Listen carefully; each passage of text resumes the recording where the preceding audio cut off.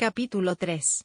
Will aguardó a que su hija se hubiese marchado, los platos estuviesen lavados y su esposa e hijos se hubiesen dormido para salir sigilosamente del apartamento a fin de encontrarse con el hombre de la autocaravana. Se subió la cremallera de la chaqueta Bummer hasta el cuello, metió las manos en los bolsillos de sus tejanos para mantenerlas calientes, y caminó de un lado a otro por la acera, preguntándose si hacía bien en seguirle la corriente al tal Henry Spence. Como una medida de precaución extrema, se había colgado la pistolera del hombro, y estaba familiarizándose de nuevo con el peso del acero sobre el corazón. La calle estaba desierta y oscura y, aunque pasaba algún que otro coche, Will se sentía solo y vulnerable. Se sobresaltó al oír el aullido repentino de una sirena de ambulancia que se dirigía al hospital de Bellevue, y notó que la culata del arma se movía adelante y atrás, apretada contra el forro de su chaqueta, al compás de su respiración agitada. Justo cuando estaba a punto de mandarlo todo a la porra, la caravana apareció y redujo la velocidad hasta detenerse con un suspiro de los frenos. La puerta del lado del acompañante se abrió, y Will se encontró ante un rostro barbudo que lo contemplaba desde lo alto del asiento del conductor. «Buenas noches, señor Piper», lo saludó el hombre. Algo se movía en la parte de atrás del vehículo. «Tranquilo, solo es Kenyon. Es inofensivo. Suba a bordo». Will se encaramó y se quedó de pie junto al asiento del copiloto, intentando hacer un análisis instantáneo de la situación. Era una costumbre de los viejos tiempos. Le gustaba presentarse en un nuevo escenario de un crimen, y absorber cada detalle como un aspirador gigante, tratando de asimilarlo todo de un vistazo. Había dos hombres, el conductor robusto y un tipo desgarbado apoyado en una encimera, en medio de la caravana. El conductor, con pinta de sexagenario, tenía un físico que le habría permitido disfrazarse de Papá Noel sin necesidad de usar relleno. Su poblada barba, del color de las ardillas, se derramaba sobre una camisa de lana a cuadros y colgaba, laxa, entre dos tirantes marrones. Tenía una cabellera abundante y entrecana lo bastante larga para hacerse una cola de caballo, aunque él la llevaba suelta sobre el cuello de la camisa. Tenía manchas en la piel, erupciones rojizas en las mejillas, y los ojos cansados y turbios. Sin embargo, las patas de gallo parecían rastros de una vivacidad ya extinguida. Luego estaban sus aparatos. Llevaba unos tubos de plástico verde claro enrollados al cuello, y metidos en la nariz por medio de unas cánulas. Los tubos serpenteaban por su costado, y estaban conectados por el otro extremo a una caja de color marfil, que ronroneaba suavemente a sus pies. El hombre necesitaba una máquina de oxígeno. El otro tipo, Kenyon, también tenía más de 60 años. Era prácticamente un saco de huesos con un jersey abrochado hasta el cuello. Alto, desgarbado, de ademán mesurado, tenía el pelo bien cortado con la raya marcada, la barbilla prominente que denotaba un carácter apasionado y la mirada de un militar, un misionero o un creyente fervoroso de algo. El interior de la caravana era la quinta esencia del vehículo recreativo, un despliegue de opulencia sobre ruedas, con azulejos de mármol negro, armarios de raíz de arce pulida, tapicería en blanco y negro, pantallas planas de vídeo y elegantes luces empotradas. En la parte de atrás estaba la suite principal, con la cama deshecha. Había platos sucios en la pila, y un olor a cebolla y a salchicha impregnaba el vehículo. Se notaba que llevaban un tiempo viviendo allí, viajando por carretera. Había mapas, libros y revistas sobre la mesa del comedor, zapatos, pantuflas y calcetines arrugados en el suelo, gorras de béisbol y chaquetas desperdigadas en sillas. La conclusión inmediata de Will fue que no corría peligro. Podría seguirles el juego durante un rato para ver a dónde llegaba. Se oyó un bocinazo procedente de un coche. Luego otro. «Siéntese», dijo Spence, muy serio, pronunciando con claridad.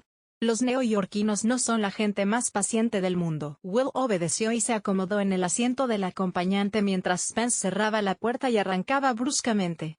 Ante el riesgo de caerse, el tipo alto dobló su largo cuerpo para sentarse en el sofá. «¿A dónde vamos?», preguntó Will.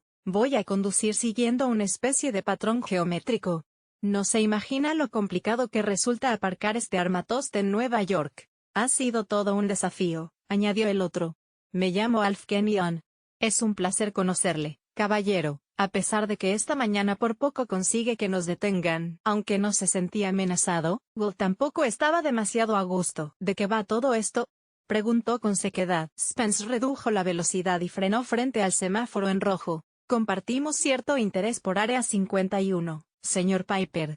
De eso va todo esto. Que yo sepa, no he estado allí, repuso Will con voz inexpresiva. Bueno, no es nada espectacular, al menos a nivel del suelo, dijo Spence.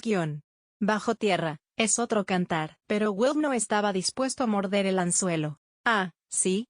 El semáforo se puso verde, y Spence se dirigió hacia el norte. ¿Cuánto gasta por kilómetro este trasto? ¿Es eso lo que le interesa, señor Piper?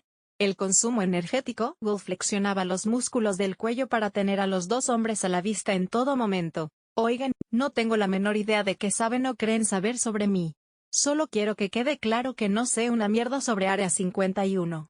A simple vista diría que este cacharro gasta como mínimo 50 litros por cada 100 kilómetros, así que les ahorraré dinero si me bajo aquí y regreso a casa andando. ¿Estamos seguros de que ha firmado acuerdos de confidencialidad?, se apresuró a decir Kenyon. Nosotros también. Somos tan vulnerables como usted. También tenemos familia. Sabemos de qué son capaces. Eso nos pone en la misma situación. Vamos a depender unos de otros, terció Spence. No me queda mucho tiempo. Ayúdenos, por favor. El tráfico en Broadway era fluido. A Will le gustó mirar la ciudad desde aquel trono elevado. Se sentía distanciado de Nueva York, no quería tener nada que ver con ella. Se imaginó que secuestraba la caravana, que echaba a los dos tipos a patadas, daba media vuelta rápidamente para recoger a Nancy y a su hijo, y enfilaba hacia el sur hasta que las azules y cristalinas aguas del Golfo de México aparecieran tras el enorme parabrisas. ¿Qué es lo que cree que puedo hacer por usted? Queremos saber qué significa 2027, respondió Spence. Queremos entender qué tiene de especial el 9 de febrero.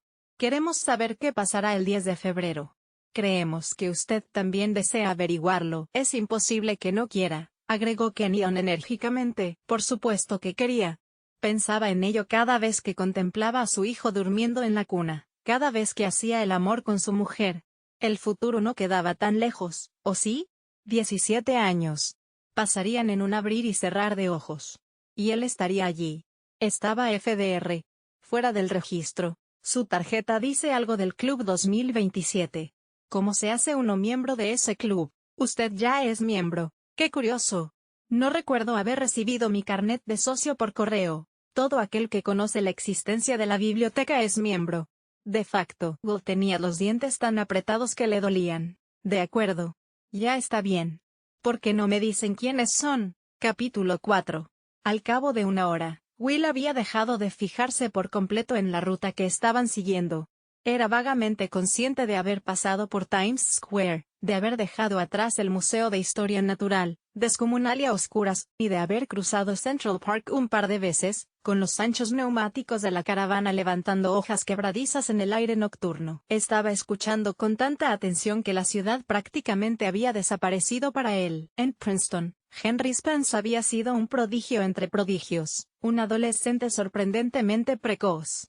Corrían los primeros años de la década de los 60, la Guerra Fría estaba en pleno apogeo y, a diferencia de muchos de sus iguales, que aplicaron su capacidad intelectual a las ciencias naturales, Henry se sumergió en el estudio de las lenguas extranjeras y la política. Adquirió un dominio absoluto del mandarín y el japonés, así como conocimientos suficientes de ruso.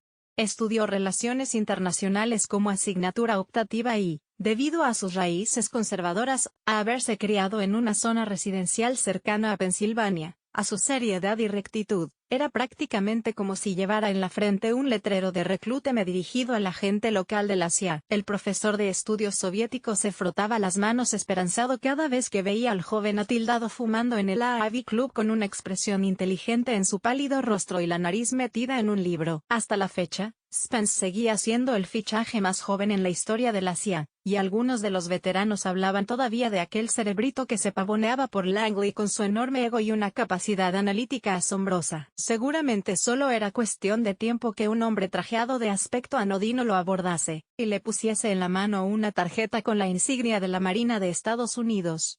Spence, por supuesto, preguntó qué quería de él la Armada, y la respuesta hizo que su vida tomara el rumbo que había seguido desde entonces. Will recordó que había sentido un desconcierto parecido el día que Mark Shackleton le dijo que Área 51 formaba parte de una operación naval. El ejército tenía sus tradiciones, algunas obstinadamente ridículas, y esta era una de ellas. Según había averiguado Will, en 1947 el presidente Truman le encomendó a James Forrestal, uno de sus asesores de confianza, que estableciera una base militar ultrasecreta en Groom Lake, Nevada, en una región desierta y remota que lindaba con Yucca Flats. Aunque su denominación cartográfica era Zona de Prueba 51 de Nevada, acabaron refiriéndose a la base como Área 51, que era un nombre más corto. Los británicos habían descubierto algo extraordinariamente inquietante en una excavación arqueológica en la isla de White, en los terrenos de un antiguo monasterio, la abadía de Vectis.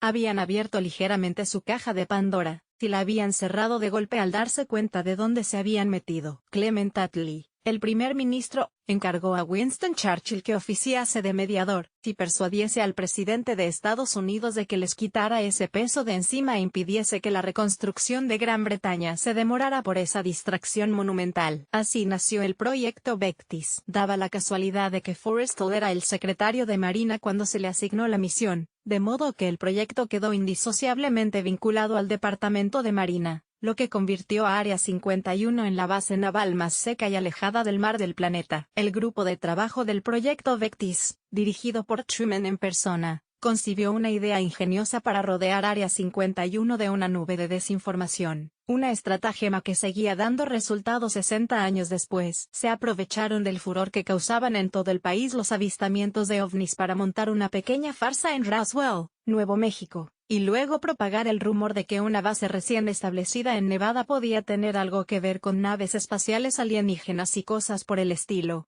De este modo, Área 51 siguió adelante con su verdadera misión, gracias a la credulidad de la opinión pública. El secretario de Marina en todas las administraciones era, en la práctica, el representante del Pentágono en los asuntos relacionados con la base, y uno de los pocos altos cargos gubernamentales que tenían una remota idea de lo que se estaba cociendo. Reclutar a Henry Spence de la CIA, la agencia rival, fue un golpe maestro, hasta tal punto que poco después de su fichaje lo llamaron al despacho del secretario. Spence estaba aún tan pasmado por la naturaleza de su nuevo trabajo que durante la reunión estuvo como un zombi, y después apenas se acordaba de lo más esencial de las cuestiones tratadas. Will escuchó atentamente cómo Spence describía su primer día en el desierto de Nevada, muchos metros bajo tierra en el edificio Truman del complejo principal de Área 51. Como era novato, su supervisor bajó con él solemnemente hasta el nivel de la cripta y, flanqueado por guardias armados con cara de pocos amigos, lo guió al interior de aquel espacio enorme, silencioso y enfriado artificialmente, una especie de catedral de la tecnología punta, donde Spence vio por primera vez aquellos 700,000 libros antiguos. Era la biblioteca más singular e insólita del planeta. Señor Spence, aquí tiene sus datos, había declarado el supervisor con un movimiento teatral del brazo. Pocos hombres han tenido este privilegio. Hemos depositado grandes esperanzas en usted. Y así fue como Spence empezó su nueva vida. Área 51 había encontrado algo más que una persona con talento. La organización había dado con un fanático.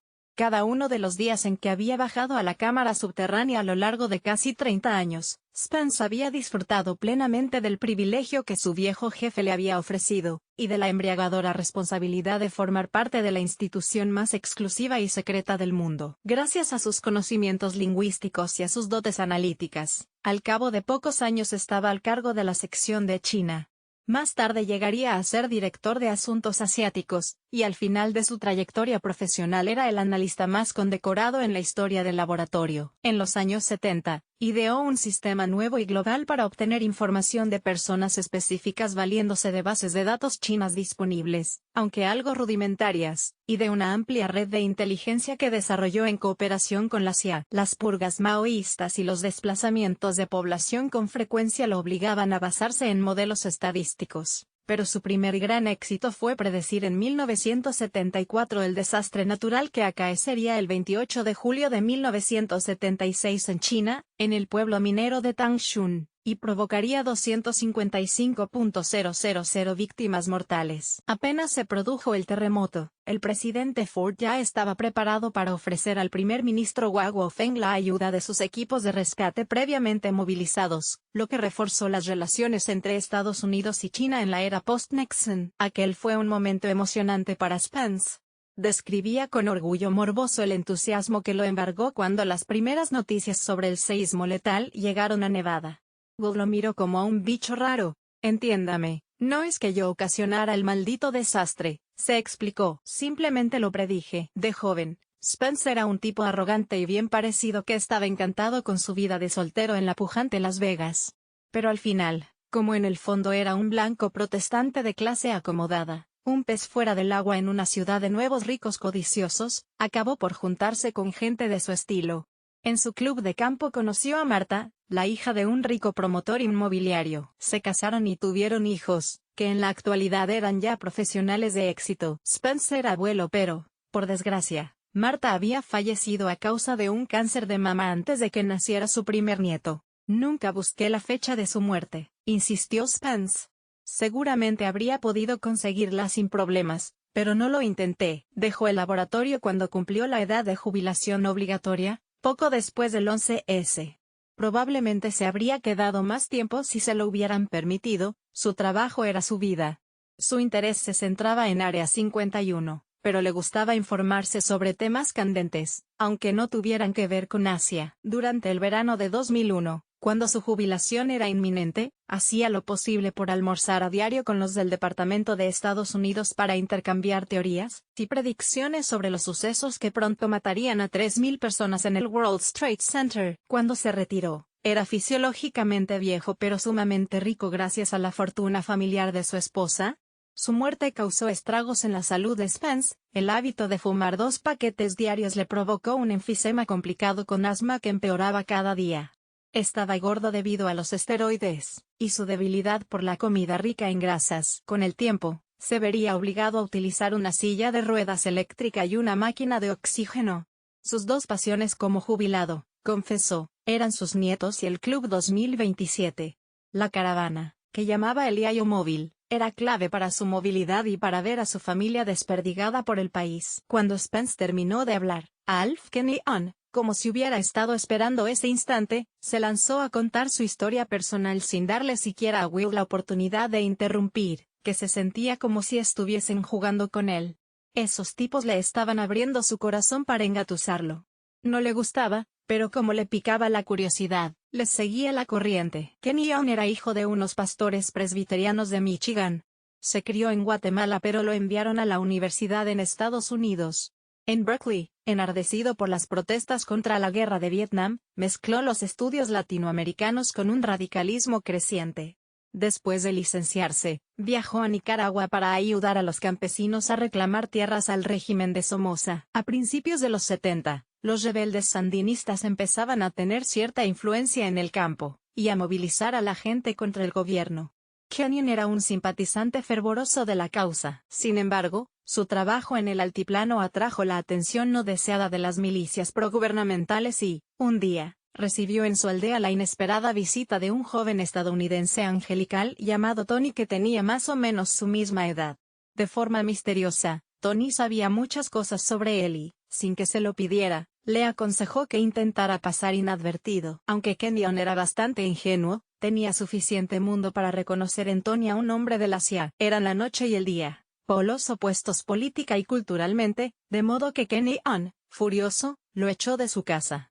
Pero cuando Tony regresó una semana más tarde, se alegró de verlo. Le confesó Kenyon a Will. Creo que ninguno de los dos sabía en realidad que éramos gays, exclamó alegremente. Will supuso que la historia de Tony tenía otro propósito que simplemente el de revelar su orientación sexual, así que dejó que Kenyon siguiera explayándose con su estilo pausado y preciso. Pese a sus diferencias políticas, se hicieron amigos, dos estadounidenses solitarios en misiones opuestas en la hostil selva tropical, católico uno, protestante el otro, ambos muy devotos.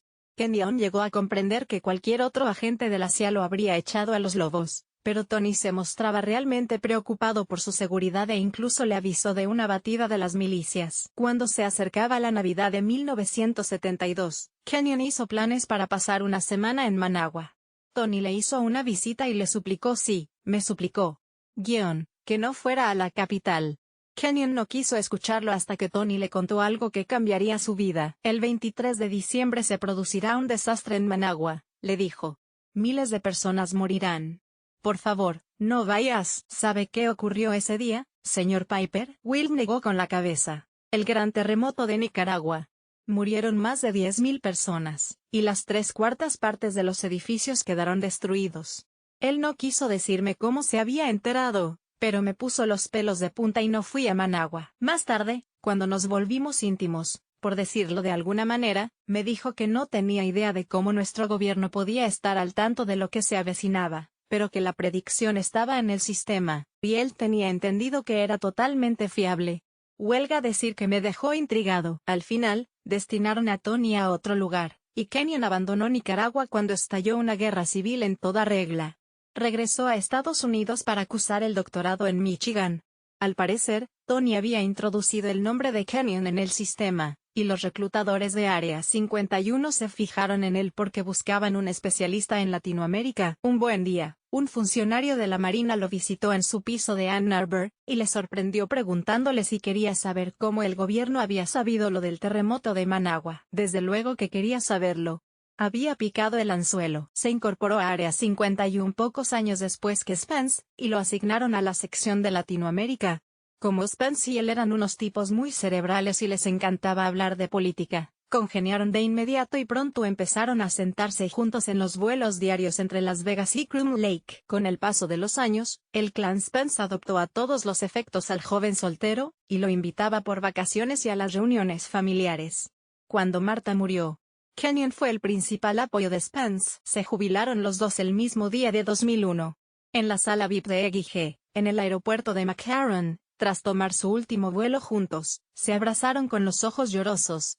Spence se quedó en su finca del club de campo en Las Vegas, y Kenyon se mudó a Phoenix para estar cerca de su único pariente, una hermana. Los dos hombres mantuvieron un contacto estrecho, unidos por las experiencias compartidas y el Club 2027. Kenyon dejó de hablar.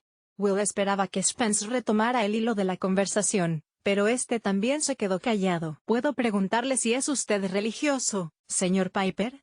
Inquirió de pronto Kenyon. Sí que puede, pero creo que no es asunto suyo. El hombre pareció ofenderse. Will cayó en la cuenta de que ellos le habían hablado de su vida personal con la esperanza de que él se confiase a ellos. No, no soy muy religioso. Kenyon se inclinó hacia adelante. Tampoco Henry. Me extraña mucho que alguien que sepa algo de la biblioteca no lo sea. Cada uno tiene su opinión, replicó Spence. Lo hemos discutido 1000 veces. Alf está empeñado en que la biblioteca demuestra que Dios existe. No hay otra explicación. Ahora no tengo ganas de volver a hablar de eso, dijo Spence con aire cansino. Lo que siempre me ha parecido muy curioso, prosiguió Kenyon, es que de pequeño me educaran en la religión perfecta. Como presbiteriano, estaba programado para incorporar la biblioteca a mi vida espiritual. El hombre sigue implantando la reforma protestante, bromeó Spence. Will sabía por dónde iban los tiros. Durante el último año, pensaba mucho en estas cosas. La predestinación. Exacto, exclamó Kenyon. Yo era calvinista antes de tener una justificación concreta para hacerlo. Digamos que la biblioteca me convirtió en un hipercalvinista, muy doctrinario y muy dogmático, añadió su amigo. He dedicado mis años de jubilación a ordenarme pastor. También estoy escribiendo una biografía de Juan Calvino, intentando descubrir cómo había tenido la genialidad de dar en el clavo con su teología. Francamente, de no ser porque a Henry le queda poco tiempo, estaría feliz como una perdiz. Todo tiene sentido para mí, y eso es muy reconfortante. Háblenme del Club 2027, dijo Will. Spence vaciló cuando el semáforo se puso en verde. Tenía que decidir si atravesar el parque de nuevo. Como sin duda sabrá, el último libro de la biblioteca llega hasta el 9 de febrero de 2027. Todas las personas cuya fecha de fallecimiento no consta en los libros están FDR, fuera del registro. Todos los que han trabajado en la biblioteca han hecho infinidad de especulaciones sobre por qué dejaron de escribirse los libros y quién fue su autor original. La obra de esos sabios, monjes, adivinos o extraterrestres. Sí, Alf, mi explicación es tan válida como la tuya. Quedó interrumpida por factores externos como guerras, enfermedades o desastres naturales. ¿O hay una causa más siniestra que los habitantes de la Tierra deberíamos conocer? Por lo que sabemos, las autoridades no han llevado a cabo ningún esfuerzo para investigar la importancia de esa última fecha registrada, u horizonte, como lo llaman. El Pentágono siempre está demasiado ocupado exprimiendo al máximo los datos y generando informes de inteligencia. Hay muchos malos presagios de grandes catástrofes en un futuro no muy lejano y están obsesionados con ello. Algo muy gordo va a pasar en Latinoamérica, por ejemplo. Tal vez, cuando el año 2027 esté cerca, a esos genios de Washington se les ocurrirá que deberíamos saber qué demonios pasará el día después. Pero deje que le diga, señor Piper, que la curiosidad por el horizonte no desaparece con la jubilación. En la década de 1950, un puñado de ex empleados de Área 51 fundaron el Club 2027, en parte como un centro social de jubilados, en parte como un grupo de detectives aficionados. Todo lo hacemos en secreto, porque estamos violando nuestros acuerdos de jubilación y todo eso. Pero la naturaleza humana no se puede borrar de un plumazo. Estamos muertos de curiosidad, y los únicos con los que podemos hablar son ex empleados. Además, eso nos da la oportunidad de juntarnos para tomar bebidas de adultos. El largo soliloquio lo dejó sin aliento. Will vio cómo su pecho se movía al ritmo de su respiración agitada. Entonces, ¿cuál es la respuesta?, preguntó Will. La respuesta es, Spence hizo una pausa dramática, que no lo sabemos. Soltó una carcajada. Por eso estamos dando vueltas por Manhattan intentando conquistarlo. No creo que pueda ayudarlos. Pues nosotros creemos que sí, repuso Kenyon. Oiga, agregó Spence, lo sabemos todo del caso Juicio Final y de Mark Shackleton. Lo conocíamos. No éramos íntimos, vale, pero yo sabía que si alguien iba a descontrolarse, sería un tipo como Shackleton, un pardillo, en mi opinión. ¿Usted ya había tenido algo que ver con él antes, no? Fue mi compañero de habitación en la universidad. Durante un año. ¿De dónde han sacado la información sobre mí? Del club. Sabemos que Shackleton pirateó toda la base de datos de Estados Unidos hasta la fecha final.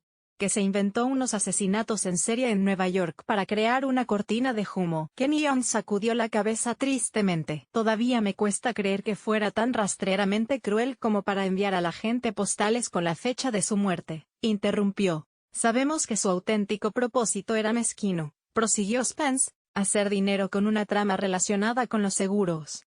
Sabemos que usted lo desenmascaró. Sabemos que los vigilantes lo hirieron de gravedad. Sabemos que a usted lo dejaron retirarse del FBI, y llevar una vida supuestamente libre de ataduras. Por lo tanto, señor Piper, albergamos la fuerte sospecha, casi la certeza, de que usted tiene una influencia especial sobre las autoridades. ¿Qué le hace pensar eso? Porque sin duda posee una copia de la base de datos. Por unos instantes, Will se vio a sí mismo otra vez en Los Ángeles, huyendo de los vigilantes en el asiento trasero de un taxi, copiando apresuradamente la base de datos de Shackleton en un lápiz de memoria. Shackleton, que debía de estar pudriéndose en algún pabellón dejado de la mano de Dios. No pienso confirmarlo ni negarlo. Pero hay algo más, anunció Kenyon. Vamos, Henry, cuéntaselo todo. A mediados de los 90, hice buenas migas con uno de los vigilantes, llamado Dane Bentley, tan buenas que me hizo el mayor favor imaginable relacionado con Área 51. Mi curiosidad era insaciable. Las únicas personas que tenían acceso a lo que yo quería saber eran precisamente los encargados de que los demás no tuviéramos acceso. Como ya sabrá, los vigilantes son bastante lúgubres, pero ese chico, Dane, era suficientemente humano para saltarse las reglas por un amigo. Consultó la fecha de mi muerte, el 21 de octubre de 2010. Por aquel entonces me parecía algo muy, muy lejano. Pero el tiempo pasa sin que uno se dé cuenta. Lo siento. Gracias. Se lo agradezco. Esperó al siguiente semáforo en rojo para preguntar. ¿Se ha buscado usted a sí mismo? Will vio que no tenía mucho sentido seguir haciéndose el despistado. Sí. Dadas las circunstancias, me pareció que no tenía alternativa. Soy FDR. Eso es bueno, señaló Kenyon. Es un alivio saberlo, ¿verdad, Henry? Sí, lo es. Yo nunca he querido conocer mi fecha, admitió Kenyon. He preferido dejarla en manos de Dios. Bueno, al grano, dijo Spence en tono enérgico, golpeando el volante con las manos. Me quedan 10 días para averiguar la verdad. No puedo aplazar lo inevitable, pero quiero saberlo antes de morir, maldita sea. No tengo la menor idea de cómo puedo ayudarle.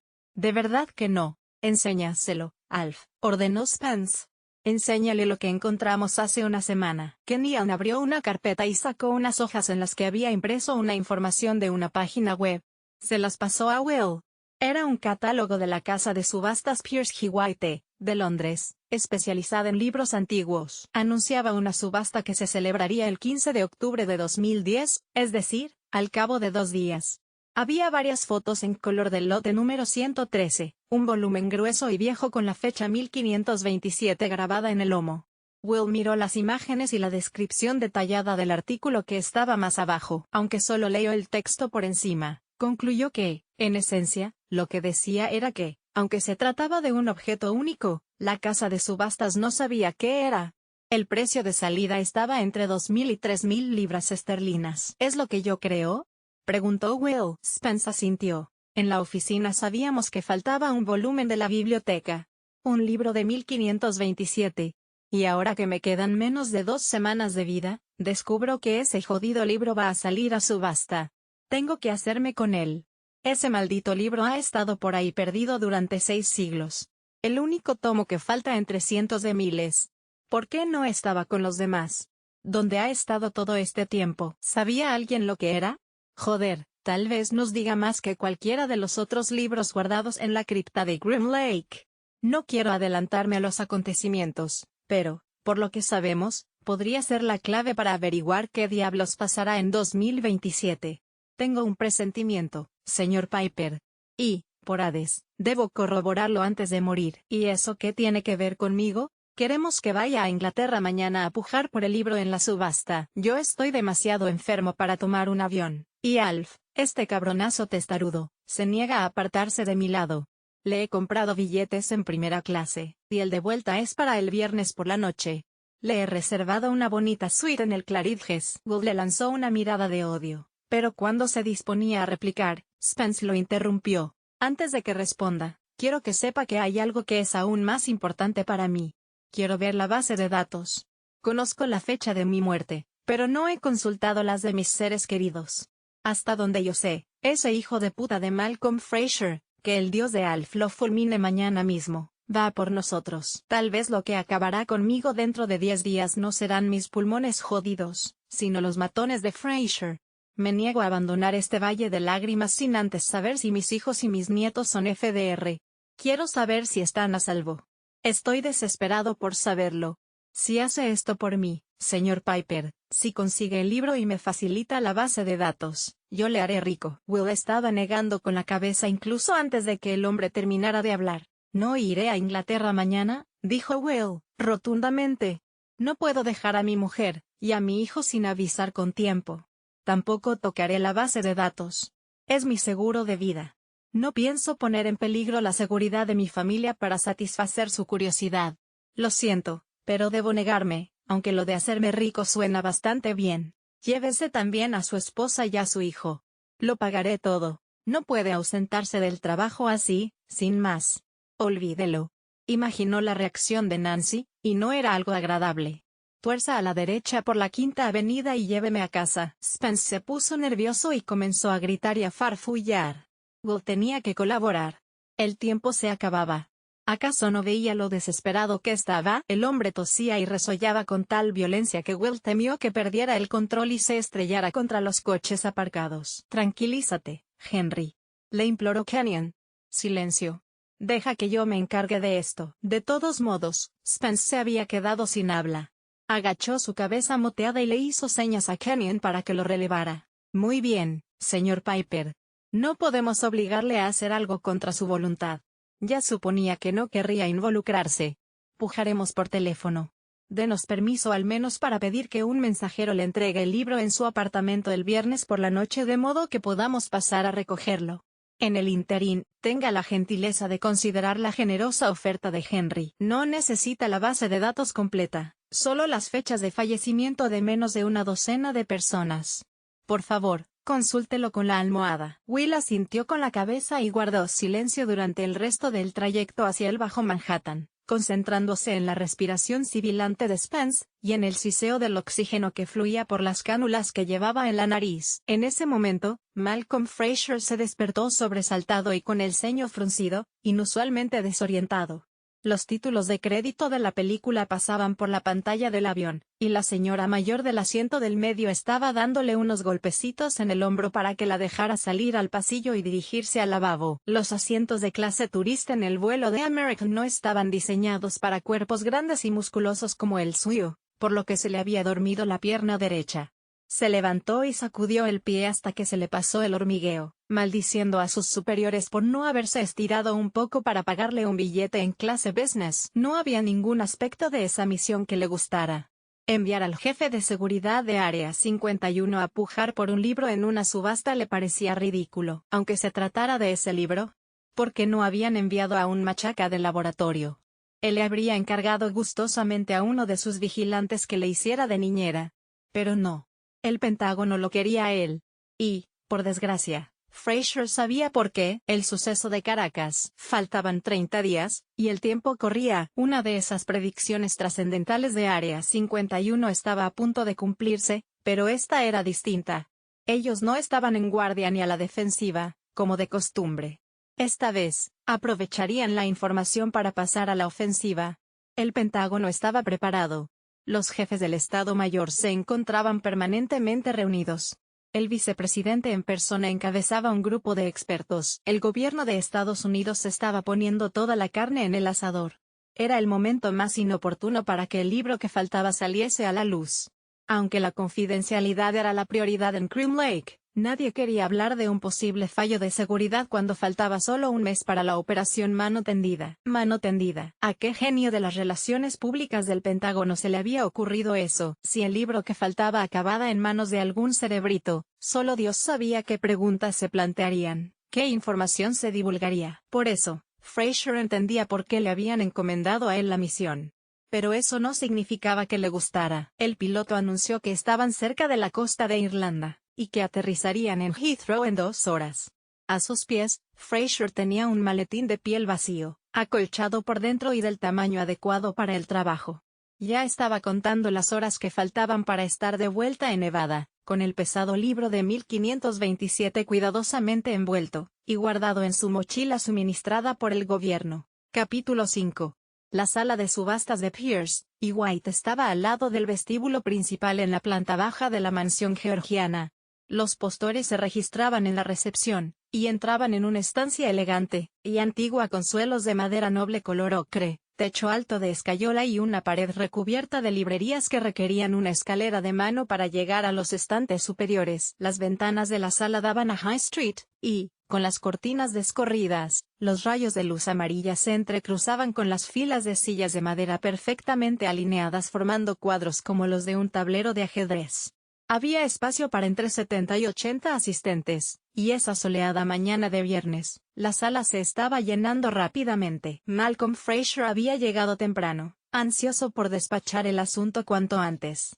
Tras registrarse ante una joven pispireta que pasó por alto alegremente su mal humor, entró en la sala vacía, se sentó en la primera fila, justo enfrente del podio del subastador, y, con aire distraído, empezó a hacer girar su paleta de puja entre el pulgar y el índice. Conforme llegaban más personas, se hacía más patente que Fraser no era el habitual comprador de libros antiguos.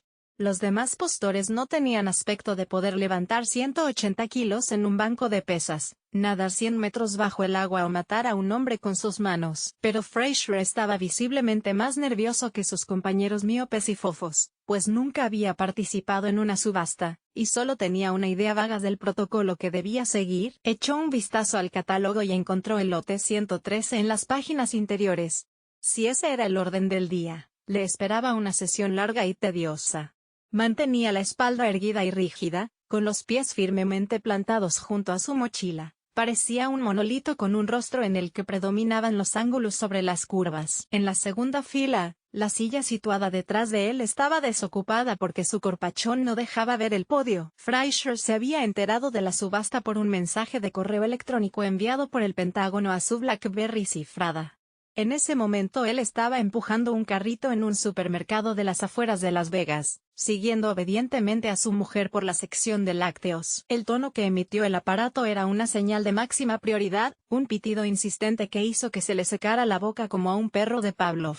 Ese sonido de alerta en particular nunca presagiaba nada bueno. Un filtro de inteligencia de la defensa del que, ya nadie se acordaba y que analizaba todos los medios electrónicos en busca de las palabras clave 1527 y libro se había disparado, y un analista de bajo rango de la CIA comunicó el hallazgo a sus superiores, con curiosidad pero sin tener la menor idea de por qué a alguien de la inteligencia militar podía importarle un pimiento que una página web anunciara la subasta de un libro viejo. Sin embargo, para los entendidos de Área 51, aquello era un bombazo.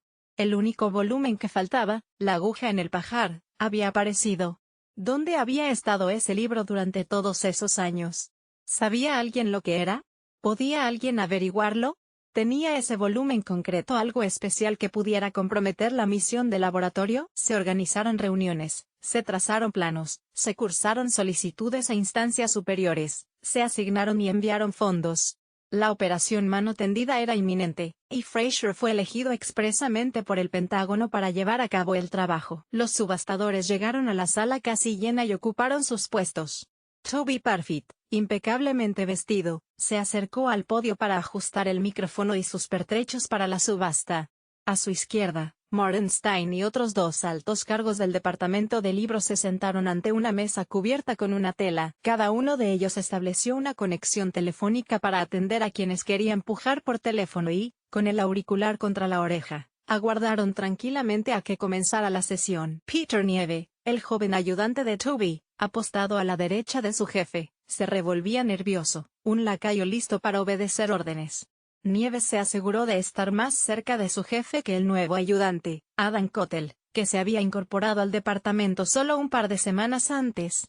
Cottle era un rubio de 20 y tantos años con los ojos apagados, el pelo corto y dedos amorcillados. Su aspecto era más propio de un aprendiz de carnicero que de un comerciante de libros.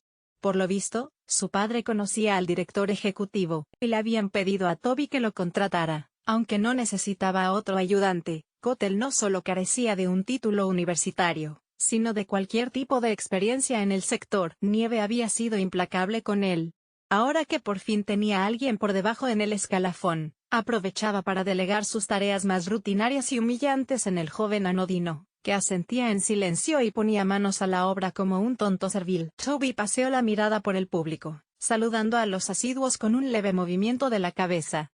Había algunos rostros nuevos, pero ninguno tan imponente como el del caballero corpulento y musculoso que estaba sentado delante de él, y que parecía curiosamente fuera de su elemento. Señoras y señores, ha llegado la hora señalada. Soy Toby Parfitt, el subastador, y me complace darles la bienvenida a la subasta de otoño de Pierce y White de libros antiguos y manuscritos, un conjunto selecto y variado de artículos literarios de colección de la más alta calidad. Entre los numerosos objetos que ofrecemos hoy contamos con un auténtico tesoro formado por piezas de la colección que Lord Cantwell guardaba en su finca de Warwickshire. Les comunico que también aceptaremos pujas telefónicas. Nuestro personal está a su disposición para aclarar cualquier duda que tengan. Así que, sin más preámbulos, vamos a empezar. Una puerta trasera se abrió, y entró una bonita ayudante con guantes blancos, sujetando recatadamente el primer lote con los brazos extendidos frente a su pecho. Toby la saludó y comenzó. El lote 1 es un bello ejemplar de la Unidad del Arte, de John Ruskin, una conferencia que pronunció en la reunión anual de la Facultad de Arte de Manchester en 1859 y se publicó en Oxford en 1870. Conserva las sobrecubiertas originales, que han adquirido un tono ligeramente amarronado, y sería una adquisición ideal tanto para admiradores de Ruskin como para historiadores. Les propongo un precio inicial de 100 libras. Fraser soltó un gruñido y se armó de paciencia para aguantar aquella dura prueba. En Nueva York era 5 horas menos, y aún faltaban 2 para que el sol traspasara la fría bruma que flotaba sobre el East River. Spence y Kenyon se habían despertado temprano en su domicilio nocturno, el aparcamiento de unos grandes almacenes Walmart en Valley Stream, Long Island. Tras preparar café y huevos con bacon en la cocina de la caravana, se pusieron en marcha para dirigirse al Bajo Manhattan antes de la hora punta. Llegaron frente al edificio de Will a las 4:30. Él estaba esperándolos en la acera, tiritando de frío pero echando humo por el altercado casero de buena mañana. No había sido una idea muy afortunada ponerse a discutir con su esposa mientras ella daba el pecho. Will se dio cuenta a media discusión. ¿Se sentía como un desalmado por alzar la voz? y ahogar los gorgoteos y chupeteos de su hijo, y no digamos por borrar de la cara de Nancy su expresión habitual de serenidad maternal. Por otro lado, le había prometido a Spence que lo ayudaría, y alegó que al menos no había accedido a largarse a Inglaterra. Aunque esto no sirvió para apaciguar a Nancy. Para ella, el caso juicio final era cosa del pasado, y la biblioteca un mal recuerdo que convenía olvidar. Era consciente del peligro que representaban los grupos en la sombra como los vigilantes, pero quería volcarse en el presente y el futuro. Tenía un bebé y un marido a los que quería mucho. La vida le sonreía, pero podía derrumbarse de un día para otro. Advirtió a Will que no jugara con fuego. Él se mantuvo en sus 13. Cogió su chaqueta y salió a toda prisa del apartamento, pero al instante empezó a sentirse como una basura. Sin embargo, se negó a volver a entrar y pedirle disculpas. El toma y saca de la vida conyugal era un concepto que él entendía intelectualmente, pero que no tenía interiorizado, y tal vez nunca lo tendría. Farfulló algo acerca de ser un maldito calzonazos, y pulsó con fuerza el botón del ascensor, como si intentara sacarle el ojo a alguien. Menos mal que no haremos esto en mi casa, reconoció Will en cuanto subió a la caravana. ¿Ha empezado el día con mal pie, señor Piper?, preguntó Spence. Llámame Will de ahora en adelante, ¿vale?, respondió malhumorado. ¿Tenéis café? Se repantigó en el sofá. Kenyon le sirvió una taza mientras Spence pulsaba el botón de indicaciones de voz de su dispositivo GPS y arrancaba el vehículo. Su destino era el centro comercial de Queens, donde Will supuso que podrían aparcar sin demasiados problemas. Cuando llegaron, seguía siendo de noche, y faltaban varias horas para que abrieran las tiendas. El estacionamiento no tenía vega, y Spence aparcó cerca del exterior. Su teléfono móvil tenía plena cobertura, así que no tenían que preocuparse por la calidad de la señal. En Londres son las 10 de la mañana. Ya llamo yo, dijo Spence, levantándose y empujando la máquina de oxígeno con ruedas. Depositó el móvil sobre la mesa de la cocina en modo manos libres, y los tres se sentaron alrededor mientras él marcaba el número con el prefijo internacional. Una operadora los conectó con la casa de subastas, Pierce White.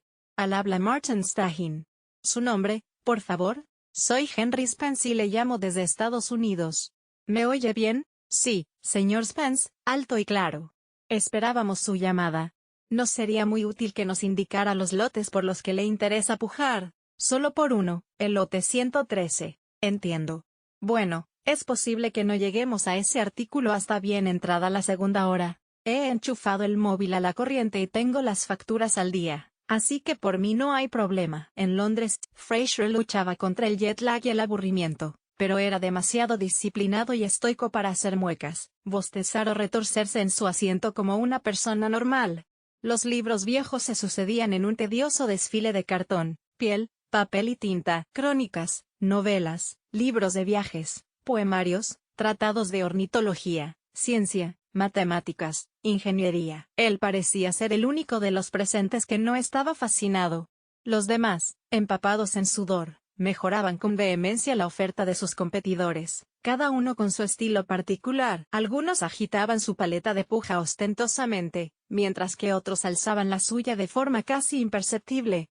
Los más asiduos hacían gestos, asentían con la cabeza, torcían la boca, arqueaban una ceja, que el personal de la casa reconocía como indicaciones. Estaba claro que en aquella ciudad sobraba la pasta, pensó Fraser, mientras la gente ofrecía miles de libras por volúmenes que él ni siquiera querría para calzar una mesa. En Nueva York ya había amanecido, y el sol inundaba la caravana. De vez en cuando, Stein se ponía al teléfono para informarles de la marcha de la subasta. Se estaban acercando. Will empezaba a impacientarse. Había prometido regresar a casa antes de que Nancy tuviera que irse a trabajar, y el tiempo se agotaba. El cuerpo de Spence emitía todo tipo de ruidos, resollaba, tosía, aspiraba por un inhalador y susurraba palabrotas. Cuando presentaron el lote 112, a Fraser se le despejó la cabeza, y la descarga de adrenalina le aceleró la respiración. Era un volumen gordo y viejo, y en un principio Fraser lo confundió con su objetivo. Toby se deshizo en alabanzas del libro, y pronunció su título en un latín fluido. El lote 112 es un magnífico ejemplar de la obra de anatomía de Raymond de Vieussens Neurographia Universalis, hoc est, omnium corporis, humani nervorum, publicado en 1670 en Frankfurt por G. W. Kuhn. Contiene 29 grabados en papel de vitela de la época y, salvo por unas pequeñas roturas, se trata de una copia extraordinaria de un tratado de medicina histórico. El precio de salida es de 1000 libras. Había varios individuos interesados que comenzaron a pujar enérgicamente. Un anticuario de las últimas filas, un hombre voluminoso que llevaba un fular, y durante toda la mañana había mostrado su entusiasmo por los artículos de tipo científico. Llevaba la voz cantante y subía el precio agresivamente en incrementos de 100 libras. Cuando pasó la tormenta, su oferta final era de 2300 libras. Martenstein se puso al aparato de nuevo. Señor Spence, anunció, hemos llegado al lote 113. Por favor, esté atento. Muy bien, caballeros, allá vamos, dijo Spence. Will consultó su reloj, inquieto. Todavía estaba a tiempo de llegar a casa para evitar una monumental bronca doméstica. Fraser clavó los ojos en el libro en el instante en que lo llevaron a la sala. Incluso desde lejos, no le cupó la menor duda de que era uno de ellos. Se había pasado 2 décadas en la biblioteca y los alrededores, por lo que no había error posible. Había llegado el momento. Llevaba toda la mañana siguiendo la subasta y había aprendido cómo funcionaban las pujas. Bueno, listo para la batalla, pensó para mentalizarse. Toby habló del libro con melancolía, como si lamentara desprenderse de él. El lote 113 es un artículo único, un registro manuscrito fechado en 1527, bellamente encuadernado en pergamino, con más de 1000 páginas de la vitela de mejor calidad. Posiblemente tenía una guarda que fue reemplazada hace mucho tiempo. Al parecer, el libro contiene una lista exhaustiva de nacimientos y muertes, con un regusto internacional, por los múltiples idiomas europeos y orientales que aparecen en él. El volumen forma parte de la colección familiar de Lord Cantwell quizá desde el siglo XVI, pero por lo demás no se ha podido precisar su procedencia. Hemos consultado a colegas académicos de Oxford y Cambridge, pero no hay consenso respecto a su origen o propósito. Sigue siendo, si se me permite decirlo, un enigma envuelto en misterio, pero se trata de una curiosidad excepcional que ofrezco a un precio inicial de 2000 libras. Fraser levantó su paleta con tal brusquedad que casi sobresaltó a Toby. Era el primer movimiento físico significativo que el hombretón hacía en casi 2 horas. Gracias, dijo Toby. ¿Alguien ofrece 2500? Por el pequeño altavoz, Will oyó a Stein ofrecer 2500. Sí, está bien. Stein le dirigió un gesto afirmativo a Toby. Un postor telefónico ofrece 2500, dijo el subastador. ¿Alguien sube a 3000? Fraser se rebulló, incómodo. Había esperado no tener competencia. Alzó la paleta. Estamos en 3000, vamos a por 3500, seguido rápidamente de un gracias mientras señalaba hacia las filas de atrás. Al volverse, Fraser vio que el tipo voluminoso del fular asentía. Ahora vamos a por 4000. Dijo Toby velozmente. Stein comunicó la puja. ¿Qué coño se han creído? Musitó Spence a sus compañeros. Ofrezco 5000. Aquí suben a 5000, anunció Stein al podio. Muy bien, continuó Toby con soltura. ¿Alguien ofrece 6000? Fraser sintió una punzada de ansiedad. Tenía fondos de sobra, pero había creído que aquello sería un paseo. Levantó su paleta de nuevo. Ofrecen 6000. ¿Alguien ofrece 7000? El hombre del fular sacudió la cabeza, y Toby se volvió hacia la mesa de los teléfonos. Stein habló, escuchó y volvió a hablar hasta que anunció, no sin ciertas ínfulas. Ofrecen 10000. Permítanme el atrevimiento de pedir 12000, dijo Toby con aplomo. Fraser soltó una maldición entre dientes y alzó la mano. Spence tenía las palmas húmedas. Will vio que se las secaba con la camisa. No tengo tiempo para jueguecitos, dijo el hombre. Es su dinero, comentó Will, y tomó un sorbo de café. Voy a subir a 20000, señor Stagin. La noticia levantó un murmullo en la sala. Fraser parpadeó, sin dar crédito. Palpó el bulto de su móvil en el bolsillo de su pantalón, pero llamar era prematuro. Todavía tenía mucho margen de maniobra. El bigote de Toby se elevó ligeramente cuando el labio se le curvó hacia arriba de la emoción. Muy bien. Entonces, ¿alguien ofrece 30000? Fraser entró al trapo sin vacilar. Tras unos instantes, llegó la respuesta de la mesa de los teléfonos. La puja asciende a 50000 libras. El rumor del público se hizo más fuerte. Stein y Toby se miraron con incredulidad, pero el segundo consiguió guardar su compostura característica. Estamos en 50000, dijo simplemente. ¿Alguien ofrece 60000? Le hizo a Peter Nieve una señal de que se acercara. y le susurró que fuera a buscar al director ejecutivo. Fraser notaba que el corazón le latía con fuerza en su robusto pecho. Estaba autorizado a pagar hasta $200,000, equivalentes a unas 125,000 libras, cifra que sus superiores le habían asegurado que sería un colchón más que suficiente dado que calculaban que el libro costaría como máximo 3,000 libras. No había un penique más en la cuenta de depósito de Pierce y White que habían abierto especialmente para él. Y ya casi habían alcanzado la mitad de esa suma. ¿Quién cojones está compitiendo conmigo?, se preguntó, rabioso, y alzó la paleta con determinación. Spence pulsó el botón de silencio de su teléfono. Ojalá pudiera mirar a la cara al hijo de puta que está pujando, se quejó en voz alta.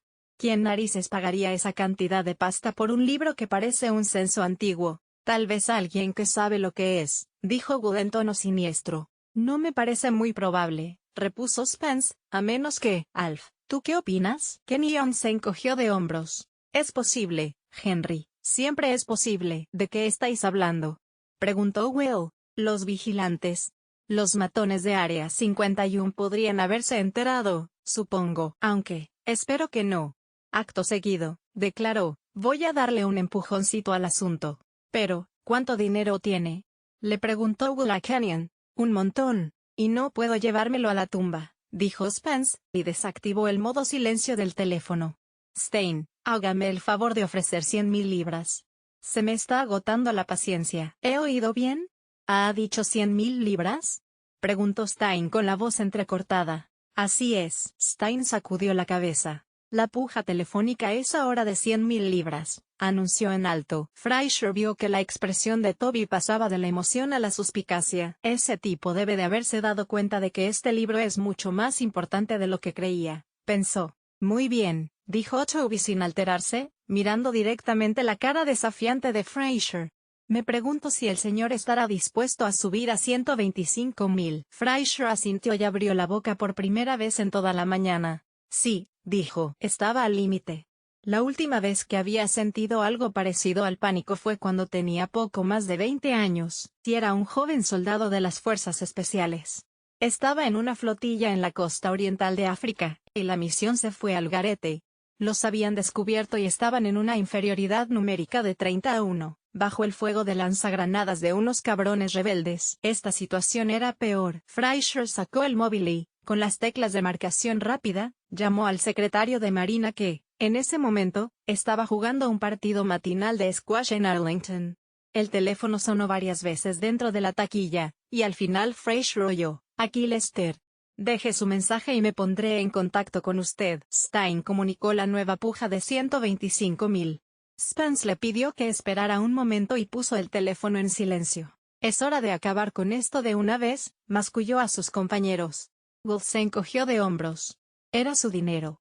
Cuando reanudó la comunicación con Stein, dijo: ofrezco 200,000 libras. En cuanto Stein dio a conocer esta nueva cifra, Toby se agarró al podio con las dos manos, como para no perder el equilibrio.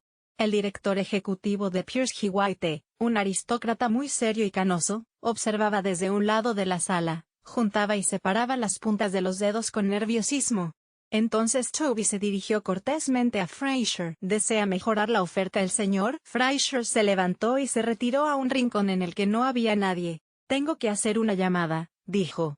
Notaba una opresión en la garganta que hizo que su voz sonara casi cómicamente chillona para un hombre de su tamaño. El señor puede tomarse un momento, concedió Toby. Fraser llamó de nuevo al móvil de Lester y luego a su línea del Pentágono, donde le respondió un ayudante.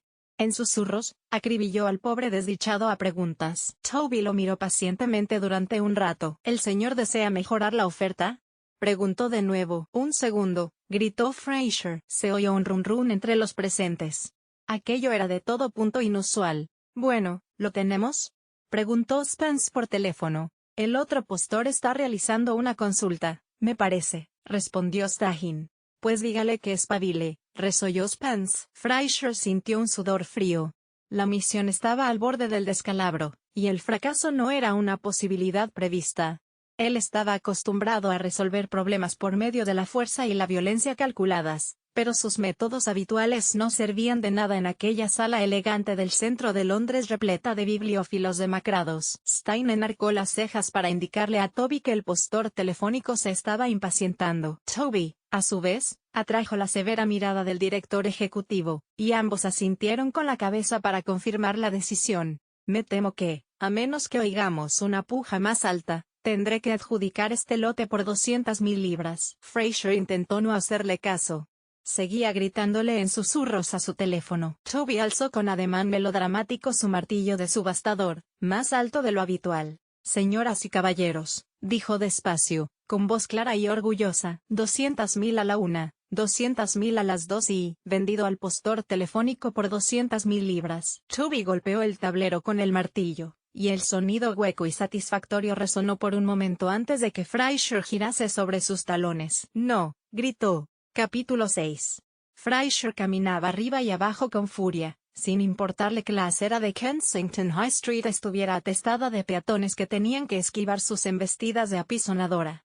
Hablaba frenéticamente por teléfono, intentando que sus superiores asimilaran la situación y trazaran un plan. Cuando por fin logró comunicarse con el secretario Lester, tuvo que refugiarse en una silenciosa farmacia Boots porque el rugido de un autobús de la línea 27 no le dejaba oír nada. Salió a la calle dominada por el ruido y el humo de los coches, desanimado, con las manos en los bolsillos de su abrigo. Era la hora del almuerzo de un viernes soleado, y toda la gente con que se cruzaba estaba de mucho mejor humor que él. Las órdenes que había recibido rayaban en lo ridículo. Improvise. Y no infrinja ninguna ley británica. Suponía que el mensaje implícito era que al menos no dejara que lo pillasen infringiéndolas. Regresó a Percy White y se quedó merodeando en el vestíbulo de recepción, entrando y saliendo de la sala de subastas hasta que la sesión finalizó. Toby lo vio y, por su reacción, quedó claro que quería evitar al postor enfurruñado. Justo antes de que pudiera escabullirse por la puerta trasera para empleados, Fraser lo abordó. «Quiero hablar con el tipo que me ha arrebatado el lote 113. Todo un duelo», exclamó Toby con diplomacia.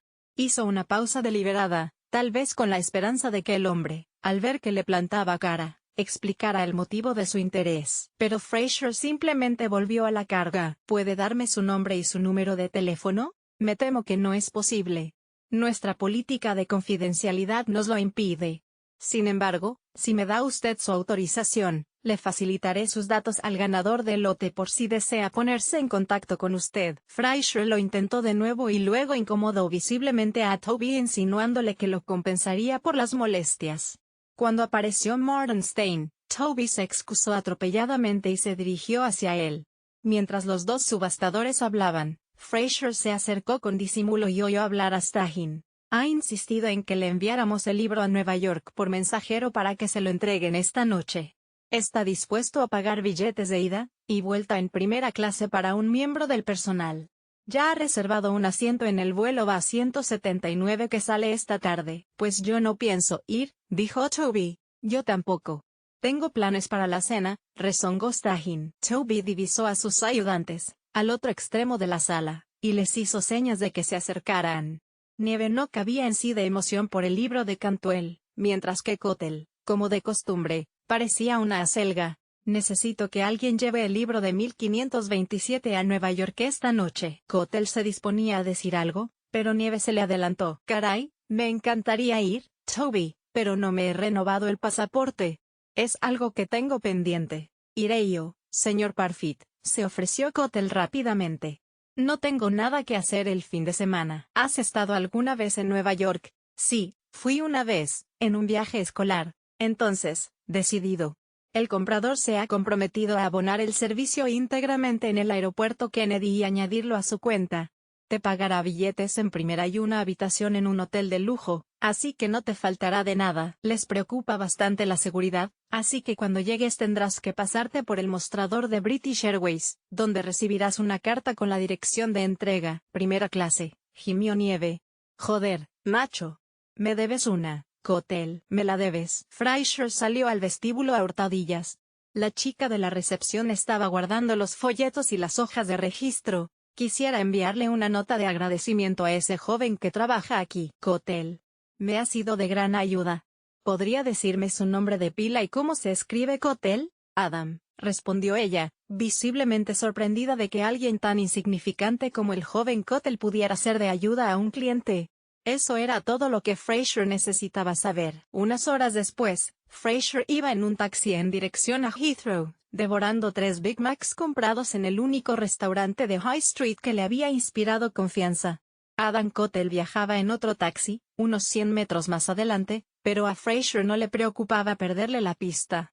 Sabía a dónde se dirigía el chico y qué llevaba consigo. Un rato antes, Fraser había conseguido hablar con el oficial del turno de noche en Área 51, y había solicitado información prioritaria de Adam Cottle, de aproximadamente 25 años de edad, empleado de la casa de subastas Pierce G. White en Londres, Inglaterra. El oficial le devolvió la llamada antes de que hubiesen pasado 10 minutos. Tengo a su hombre. Adam Daniel Cottle, Alexandra Road, Reading, Berkshire. Fecha de nacimiento, 12 de marzo de 1985. ¿Y la de fallecimiento? Preguntó Fraser. Qué curioso que lo pregunte, jefe. Es hoy. Su hombre la palmará hoy. Porque no me sorprende. Pensó Fraser, cansado. Capítulo 7. Will le pasó las judías verdes a su suegro. Joseph ensartó algunas con el tenedor y sonrió. Estaban tal como le gustaban, untadas con mantequilla y al dente, lo que no era de extrañar, puesto que las había hecho su mujer. De hecho, Mary había preparado toda la comida, incluido el pan, y había desenvuelto, recalentado y servido el banquete en la pequeña cocina mientras los demás colmaban de mimos a Philip. A los Lipinski, abuelos de nuevo cuño, se les caía la baba con su nieto, y no les importaba conducir 45 minutos desde Westchester hasta el Bajo Manhattan un viernes por la tarde para conseguir su dosis. Para ahorrarle a su agobiada hija la pesada tarea de cocinar, Mary había preparado una lasaña con las guarniciones de rigor. Joseph había llevado el vino. Philip estaba despierto, pletórico y encantado de tener visitas. Era una auténtica delicia. Pese a que solo era una velada familiar, Mary iba muy arreglada y había ido al salón de belleza para que la peinaran. Iba y venía por la diminuta cocina en una nube de perfume y laca para el pelo. Era igual que su hija, pero más rellenita y redondeada, y sorprendentemente se conservaba bonita y joven. Las greñas blancas y onduladas de Joseph le daban un aire de científico loco mientras se arrastraba por el suelo persiguiendo al bebé sonriente. Nancy y Will estaban sentados en el sofá, al menos a 30 centímetros de distancia el uno del otro, sujetando sus copas de vino con los dedos tensos. A los Lipinski les quedó claro enseguida que habían llegado en plena discusión, pero hacían lo posible por tener la fiesta en paz. Joseph se acercó sigilosamente a su esposa, se sirvió más vino y le dio unos toquecitos entre los omóplatos para asegurarse de que ella viera sus cejas enarcadas. Mary chasqueó la lengua. Ya sabes que no es fácil, susurró ella. ¿Es que no te acuerdas? Solo me acuerdo de las cosas buenas, contestó él, y le dio un beso rápido. Durante la cena, Mary observó cómo Will agitaba la mano enérgicamente sobre su plato. Will, ¿le estás echando sal antes de haberlo probado? Él se encogió de hombros. Me gusta la sal. Tengo que llenar el salero cada semana, dijo Nancy en tono acusador. Me parece que eso no es muy sano, comentó Joseph. ¿Cómo tienes la tensión? No sé, dijo Will con sequedad. Nunca he tenido problemas con eso. No estaba de humor para chácharas de sobremesa, y no le apetecía fingir. A Nancy no le había hecho ninguna gracia lo de la subasta, y, a toro pasado, él pensó que debería haber omitido los detalles. Ella se había pasado el día de malas porque Will se había dejado enredar en un asunto que no le concernía, y estuvo en un tris de perder los estribos cuando él mencionó de pasada que había ofrecido el piso para una reunión a altas horas de la noche. ¿Has accedido a dejar entrar a esa gente en mi casa, con Philly durmiendo a un par de metros? Son unos viejos inofensivos. Solo estarán aquí unos minutos, se irán enseguida. Me aseguraré de que no os despierten. ¿Te has vuelto loco? A partir de ese momento, la cosa había ido a peor. ¿Cómo va el trabajo, cielo? Le preguntó Joseph a su hija. Me tratan como si estuviera recuperándome de una operación de cerebro. Me asignan unas misiones ridículas. He tenido un niño, no una enfermedad. Me alegro de que se porten así, dijo su madre. Eres una madre primeriza. Debes de estar enviándole mensajes telepáticos a mi jefe, refunfuñó Nancy. Joseph intentó aportar una nota de optimismo. Seguro que volverás a trabajar en lo que te gusta. Como Nancy no le hizo caso, probó suerte con su yerno. ¿La jubilación sigue tratándote bien? Uy, sí. Me lo paso de fábula, respondió Will con sarcasmo. Pues eres mi héroe. Dentro de un par de años, Mary y yo nos uniremos al club, así que nos interesa observar y aprender. Debido a su humor de perros, Will le dio varias vueltas en la cabeza al comentario, intentando dilucidar si contenía un insulto en clave. Lo dejó correr. Cuando se quedaron a solas, Nancy estuvo un rato inclinada sobre la cuna, haciéndole mimos a Philip y luego se preparó para irse a la cama. Le estaba aplicando la táctica del hielo, dándole de lado, intentando eludir el contacto. El problema de hacerle el vacío era que el piso era demasiado pequeño. Finalmente, salió del baño, rosada y expuesta en su breve camisón. Cruzó los brazos sobre el pecho y lo miró con el ceño fruncido. Will estaba viendo la tele. Los brazos cruzados de Nancy realzaban sus pechos turgentes. A él le pareció que estaba preciosa, pero al ver su expresión avinagrada, se esfumaron todas sus esperanzas. Por favor, no traigas a esa gente al piso. Será solo un momento. Ni siquiera te enterarás de que están aquí, dijo él, cerrándose en janda. No iba a echarse atrás. Él no funcionaba así. Nancy cerró enérgicamente la puerta del dormitorio tras de sí. De no ser porque el bebé dormía, seguramente habría dado un portazo. Will deslizó la vista del televisor al mueble bar sobre el que descansaba el aparato, y en el que guardaba solemnemente su botella de whisky. Lo abrió con la mente y se sirvió un vaso imaginario. Capítulo 8. La tripulación de cabina estaba cerciorándose de que los pasajeros de primera del vuelo BA-179 se abrocharan el cinturón antes de iniciar el descenso al aeropuerto John F. Kennedy. El joven Cottle se había mantenido inexpresivo durante todo el trayecto, con su apatía habitual, aparentemente inmune al sublime encanto de las delicias que le ofrecía British Airways, el champán, el cabernet, el pato con salsa de cerezas, las trufas de chocolate, las películas de estreno y el asiento que se transformaba en cama, con edredón de plumón incluido. 2 cabinas más atrás, Malcolm Fraser aguardaba en una larga cola para ir al servicio. Estaba rígido como una tabla, irritable a más no poder por haberse pasado 6 horas apretujado en uno de los estrechos asientos de en medio. Toda aquella operación había sido un desastre, y sus superiores le habían dejado claro que tendría que apañárselas solo para sacar las castañas del fuego. Pero su misión se había complicado más si cabe.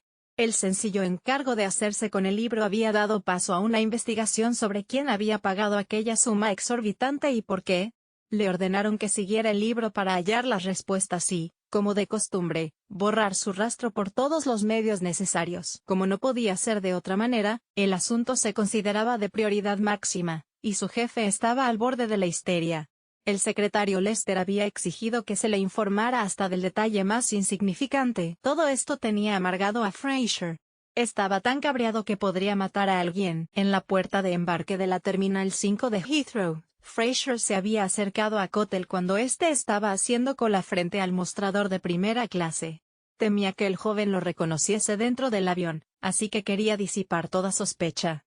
También quería hacerle algunas preguntas inocentes. Signo de exclamación abierta exclamó Fraser, fingiendo estar agradablemente sorprendido. Pero qué casualidad.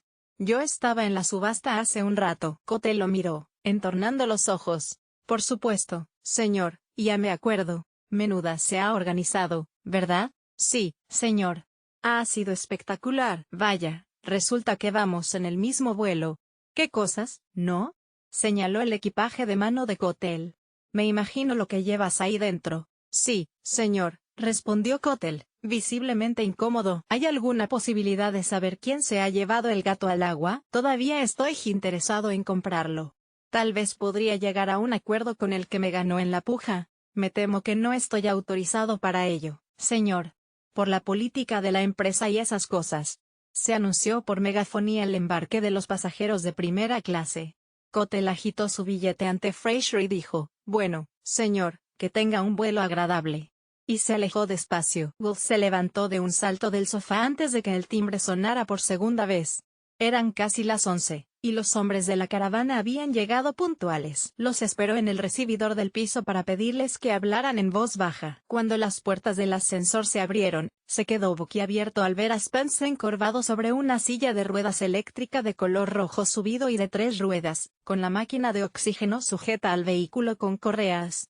Kenyon se alzaba imponente a su lado. «Esa cosa no hará ruido, ¿verdad?», preguntó Will, nervioso. «No es una Harley», repuso Spence, quitándole hierro al asunto y avanzando con un suave zumbido del motor. Los tres parecían incómodos en el pequeño salón de Will. Hablaban poco, en susurros, con las noticias de las 11 de la tele a bajo volumen. Kenyon había consultado la información sobre el vuelo BA-179, y había comprobado que había llegado a la hora prevista. Teniendo en cuenta que debía pasar por el control de pasaportes y la aduana, y el tiempo del recorrido en taxi, el mensajero estaba al caer. Fraser se abrió paso a toda prisa por el control de pasaportes a golpe de carnet de federal, y se unió a la multitud de gente que esperaba en la sala de llegadas a los pasajeros que acababan de desembarcar. Uno de sus hombres, de Corso, ya estaba allí. De Corso era un personaje de aspecto agresivo. Llevaba una chaqueta acolchada de piel y una barba hirsuta, y andaba con una cojera pronunciada. Sin decir una palabra, le entregó una funda pesada de cuero. Al instante, Fraser se sintió aliviado por tener en sus manos las herramientas de su profesión. Guardó el arma en su mochila vacía, en el espacio que habría tenido que ocupar el libro de la biblioteca. De Corso permaneció de pie a su lado, como una estatua silenciosa. Fraser sabía que su subordinado no era aficionado a las conversaciones superficiales. Llevaba trabajando con él el tiempo suficiente para saber que no era muy parlanchín, pero sabía que cuando le diera una orden, De Corso la cumpliría al pie de la letra. El hombre se lo debía. La única razón por la que lo habían readmitido en Área 51 cuando le dieron el alta médica fue porque Fraser había intercedido por él. Después de todo, no se había cubierto de gloria precisamente. Will Piper le había pegado un par de tiros a De Corso. Eran 4 contra 1 en un tiroteo cuerpo a cuerpo, pero un agente del FBI incompetente lo había echado todo a perder. Hacía solo unos meses que De Corso había vuelto al trabajo, con un montón de hierros en el fémur, el vaso extirpado y la prescripción de inyectarse Pneumovax durante toda la vida para evitar infecciones. Los otros 3 hombres habían quedado discapacitados totales. Uno de ellos llevaba permanentemente una sonda de alimentación metida hasta el estómago. Como jefe del equipo, De Corso había estado al mando de una operación que había terminado en un fracaso monumental. Fraser no tenía por qué readmitirlo, pero lo había hecho. Cuando Adam Cottle salió por fin a la sala tirando de su maleta con ruedas, con pinta de turista despistado, Fraser alzó la barbilla. «Es él», dijo antes de esconderse detrás de Corso. Observaron cómo Cottle se acercaba al mostrador de información de British Airways, cogía un sobre que le entregaban y se encaminaba hacia la salida. «Tengo el coche aparcado fuera, detrás de la parada de taxis. He dejado a un poli vigilando para que no se lo lleve la grúa». Fraser echó a andar. «Vamos a descubrir quién es el soplapollas que me ganó en la subasta». Siguieron al taxi amarillo hasta la autopista Van Wieseca. El tráfico era fluido, así que en ningún momento perdieron de vista a su presa ni hubo momentos de tensión.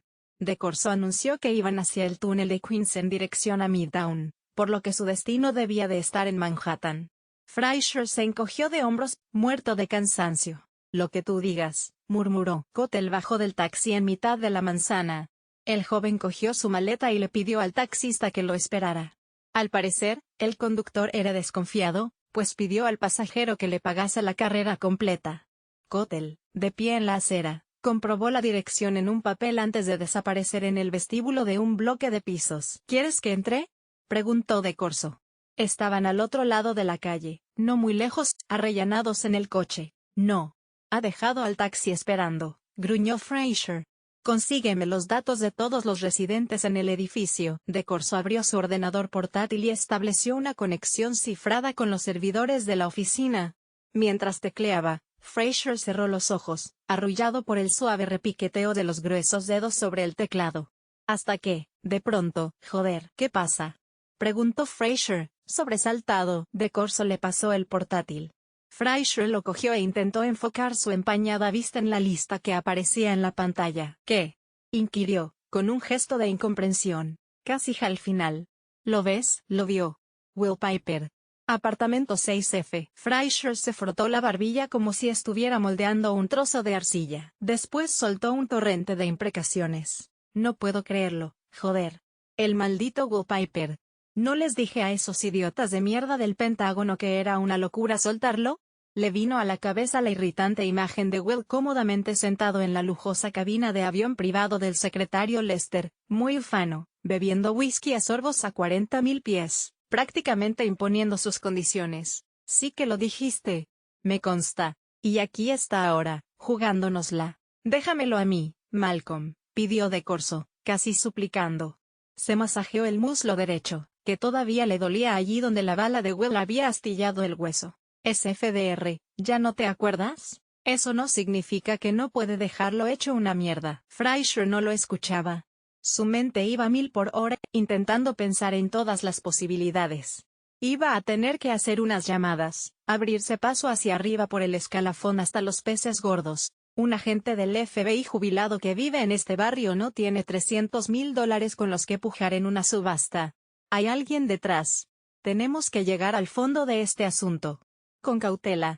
Le devolvió el ordenador a De Corso. Me cago en Will Piper. El joven Cottle estaba sentado rígidamente en un apartamento de una ciudad desconocida para él, susurrando fórmulas de cortesía con un hombre gordo, y de aspecto enfermizo postrado en una silla de ruedas eléctrica, su amigo, también anciano, y un hombre de menor edad que se erguía sobre los demás, corpulento y amenazador. Will supuso que el chaval debía de sentirse más como un contrabandista de droga que como un anticuario especializado en libros. Cottle abrió la cremallera de su maleta. El libro, envuelto en plástico de burbujas, parecía un cubo blando y grueso. El hombre de la silla le indicó que se lo pasara con un gesto juvenil, y Cottle así lo hizo. Spence intentó aguantar el peso, pero de inmediato tuvo que depositarlo sobre sus rodillas, y empezó a retirar con cuidado los envoltorios, que dejó caer al suelo. Will lo observaba mientras iba desprendiendo las capas de la cebolla, acercándose cada vez más al pergamino de la cubierta. A pesar de la trascendencia del momento, lo que más le preocupaba era que Kenny pisara el plástico de burbujas y despertara a Philip con los chasquidos. Una vez retirada la última capa, Spence abrió el libro con delicadeza. Se quedó contemplando la primera página, asimilando la información. Kenyon, inclinado, miraba por encima de su hombro. Sí, musitó débilmente. Will, desde el otro lado de la habitación, vio que los renglones estaban tan apretados que la página casi parecía teñida de negro. Descifrar los nombres escritos a mano era muy distinto que leer los tipos de letra asépticos y modernos de la base de datos en el ordenador de Shackleton. Un ser humano había mojado una pluma de ave en un tintero decenas de miles de veces para rellenar esas páginas. En aquel momento, ¿qué demonios le pasaba por la cabeza al autor? ¿Quién había sido? ¿Cómo había logrado esa hazaña? Cottle rompió el encanto. Pese a su expresión anodina, hablaba con buena dicción. Diversos expertos lo han analizado. Gente de Oxford y Cambridge. Nadie tenía la menor idea de qué era o de dónde había salido, aparte del hecho evidente de que se trata de un registro de nacimientos y fallecimientos. Nos preguntábamos si tendrían ustedes alguna información sobre su origen. Spence y Kenyon alzaron la vista a la vez. Spence no dijo nada, así que Kenyon tuvo que responder diplomáticamente, yéndose por las ramas. Nos interesa mucho esa época. A principios del siglo XVI estaban ocurriendo muchas cosas. Es un libro único, y vamos a documentarnos al respecto. Si encontramos respuestas, con gusto se las comunicaremos. Se lo agradecería. Tenemos mucha curiosidad, como es natural. Han desembolsado una suma desmedida por un libro cuya importancia desconocemos. Cottle recorrió la habitación con la mirada. ¿Es suyo este piso, señor? Will clavó los ojos en Cottle, suspicaz. Algo en sus comentarios le parecía fuera de lugar. Sí. Todo mío. ¿También usted es de Nueva York, señor Spence? Spence le respondió de forma evasiva. Somos del oeste. Decidió cambiar de tema. De hecho, puede usted ayudarnos. Si está en mi mano. Háblenos del vendedor, del tal Cantwell. Llevo poco tiempo trabajando en la empresa, pero según me han dicho, es como tantos otros clientes, rico en tierras pero sin liquidez. Mi supervisor, Peter Nieve, visitó Cantwell Hall para inspeccionar la remesa. Es una vieja finca de campo en Warwickshire que pertenece a la familia desde hace siglos. Lord Cantwell estaba allí, pero Nieve habló principalmente con su nieta. ¿Qué dijeron sobre este libro? No gran cosa, creo. Obra en su poder desde que Lord Cantwell recordaba. Suponía que su familia lo había conservado durante generaciones, pero no se ha transmitido ningún relato oral relacionado con él. Creía que era una especie de censo de ciudades o pueblos, tal vez de todo el continente, dada la gran variedad de lenguas. Lord Cantwell no le tenía mucho apego, pero al parecer su nieta sí. ¿Y eso por qué? Preguntó Spence. Le dijo a Peter que siempre había sentido cariño por ese libro, que no sabía explicar por qué, pero que tenía la sensación de que era especial y lamentaba tener que desprenderse de él. Lord Cantwell no sentía lo mismo. Spence cerró el volumen. ¿Eso es todo? Esa gente no sabía nada más sobre la historia del libro. Es todo lo que me han contado. Había otro postor, señaló Spence. Otro postor principal, precisó Cotell. ¿Quién era? No me está permitido decirlo. ¿De qué nacionalidad era? Insistió Kenny Ann. ¿Puede decirnos eso al menos? Estadounidense. ¿Estaba demasiado interesado en nuestros asuntos o es cosa mía? Preguntó Will cuando Cotell se marchó. Spence se rió. Los tiene en ascuas que haya alguien que sepa más del libro que ellos. Seguramente están muertos de miedo por la posibilidad de haberlo mal vendido. Pues lo han hecho, afirmó Kenyon. Un estadounidense estaba compitiendo contigo, dijo Will. Spence sacudió la cabeza. Espero de verdad que ese hijo de puta no trabaje en Nevada. Tenemos que andarnos con pies de plomo, no bajar la guardia. Dio unos golpecitos a la cubierta del libro. ¿Qué, Will? ¿Quieres echarle un vistazo? Will lo cogió del regazo de Spence y se reclinó en el sofá. Abrió el libro por una página al azar, y se sumergió durante unos minutos en una serie de vidas extinguidas hacía mucho tiempo, en un libro de almas,